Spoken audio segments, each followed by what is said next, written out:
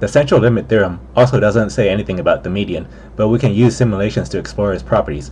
Modifying the code done in class, we are drawing a sample size of 100 from an exponential distribution with rate 0.2. Previously, we had used sample size 5. This time, look at the histogram for 1,000 medians rather than 1,000 means. So our function median simulations takes in a sample size. We will do 1,000 runs.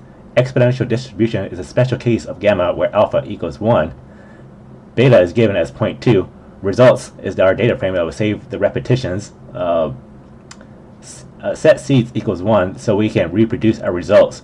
For 1 through all the way until our 1,000 runs, we will generate gamma samples using R gamma, and according to documentation, shape equals alpha, rate equals beta, and then we will take in our sample size, whatever is going to come into our function, and we will save the median into results. So here the triple pound is the difference between this code and the sample means codes, and then we will take center hat as the means of the result. So I'm calling it center because I don't know how exactly it's going to look yet. These are just options to print the plot and to print the histogram, and these are just properties of the gamma distribution. Mu is alpha divided by beta, sigma is square root of alpha divided by beta, theoretical median is natural log 2 divided by beta. Here we are plotting out two normal distributions. One using central limit theorem, mean equals mu, standard deviation equals sigma divided by square root of sample size. This will be colored in red. The other one will be centered at our theoretical mean. Standard deviation is still the same, and this one's going to be colored dark green. Comparing our sample means histogram sample size 5 to sample size 5 median, we see the means is more efficient than sample median, the median's variance being much wider. We also note that we need a sample size of 100, which is 20 times greater than sample size 5, to match our theoretical normal. It appears as if our central limit theorem equation is still working, but the obvious difference is we see the green curve's center converging towards the orange population median line. The population mean is the pink line. The dashed blue line is the calculated estimated center. Here we have 10 students, and we want to know if they are sitting randomly, independently, discretely, uniformly around a classroom using a one-sided hypothesis test. When is a one-sided hypothesis test appropriate? If you consider the consequences of missing an effect in the untested direction and conclude they are in fact negligible and in no way irresponsible or unethical, then we can proceed with a one-tailed test. We begin by conducting random surveys to determine which side is negligible. Hello, I am a random student Levi. I sit next to my friend Dewey so I can copy his notes. I was not conveniently surveyed because I sit next to the person making this video. Most students surveyed prefer to sit next to their friends. One student mentioned social distancing, which is no longer emphasized. Another mentioned behaving like an air molecule, forced into a balloon, and claims to expand outward due to entropy. Doing great, thanks physics department. The unpopular answer of social distancing will be the untested direction. What is a p-value? I claim my cat Pandas is special because she can climb higher than expected for a cat. I observed her climbing 10 feet, but then your cat can climb 11 feet, so now your cat is more special than Pandas, since 11 feet is more extreme than 10 feet. Now, we take 1,000 cats and measure their max climb on the same wall. The proportion of cats that can climb higher than Pandas is my p-value. In other words, p-value is the probability value of selecting a random cat from the entire cat population that can climb higher than Pandas. We can say entire cat population from the law of large numbers. But if you have 1,000 cats, you can just use the central limit theorem. Except our classroom problem is only one observed sample with size 10, too small for central limit theorem. For my cat experiment, I generated cat climbing height distribution with 1,000 actual measurements. Central limit theorem was never used. For our classroom problem, our measurement theta is the double Euclidean distance between all students. Consider a classroom where students are in fact sitting with their friends. Then we should have a small p-value and reject the null hypothesis. The social distancing side is never tested.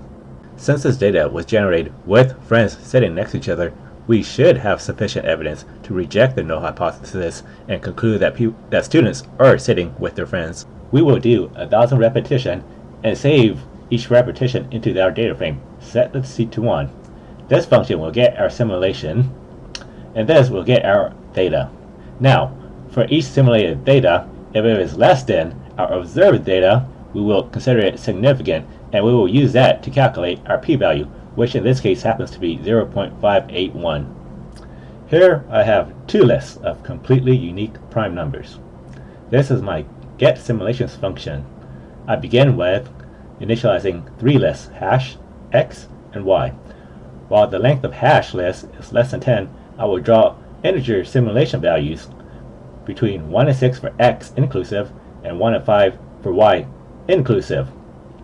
I will use x and y to index it to prime x and prime y, and I will multiply them together to get a semi-prime number. The thing about semi-prime numbers is there are only two numbers that can be multiplied to get the number, and I will use that as my hash. And then I will check for a hash collision. So if this hash already exists in hash list, then I will continue the loop, and I will continue to do so until I have all 10. Now if it is not already in the hash list, then I save it into the hash list, and I save the x value and the y value. After 10 have been sampled, I return the list. If we hash x equals 1, y equals 2, we get 2 times 19 equals 38. If we hash x equals 2, y equals 1, we get 17 times 3 equals 51, which is a different semi-prime number, so we will keep both observations.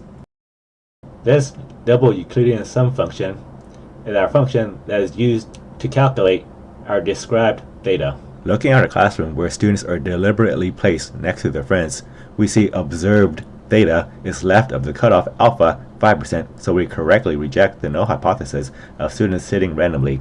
Cutoff is a 1000 times 0.05 50th sorted simulated theta.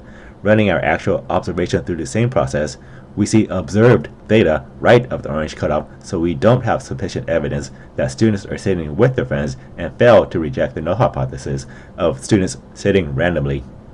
How long would it take for everyone in the room to shake hands with someone else? Well, if there were n people in the room, each person has to shake hands with n minus one other person.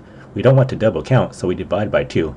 And that's actually where this divide by 2 comes from. Instead of shaking hands, we are comparing income. So we will iterate all elements of our list x, and then within it, we will iterate from j up until I, because when I and j are the same, the difference between the same person's income is going to be 0. And because of symmetry of absolute value, that is, the absolute difference between my income and your income is the same as the absolute difference between your income and my income. So we can actually double our Gini variable to match this part of the Gini equation. But remember, this part of the equation where we divide by 2 to prevent double count will cancel multiplication by 2. We can omit it and save a couple ticks of the CPU with a scripted language. Some compiled languages will actually drop redundancies for us. Our denominator variable comes exactly from Gini equation n times mean x. We don't have the actual population average, so we will estimate our Gini using the sample estimate of the population mean. That is why I call the function estimate Gini instead of calculate Gini. We estimate Gini with random uniform simulation. We also estimate Gini using binomial simulation with probability 0.1. The Gini ratio ranges from 0 to 1, with 0 representing perfect equality and 1 representing perfect inequality. The lower Gini ratio indicates more equal distribution of income. From the scaled box plot, we see uniform simulation is approximately centered about a third, with outliers on both sides. We do not see uniformly distributed income centered at Gini ratio of 1/2. Bernoulli with low probability 0.1 is very unequal, having median at 0.90, and only outliers towards equality. The sample median of a data is generally varied from the actual population mean. The standard deviation of several sampled means is standard error. We see standard error of both distributions are not very different.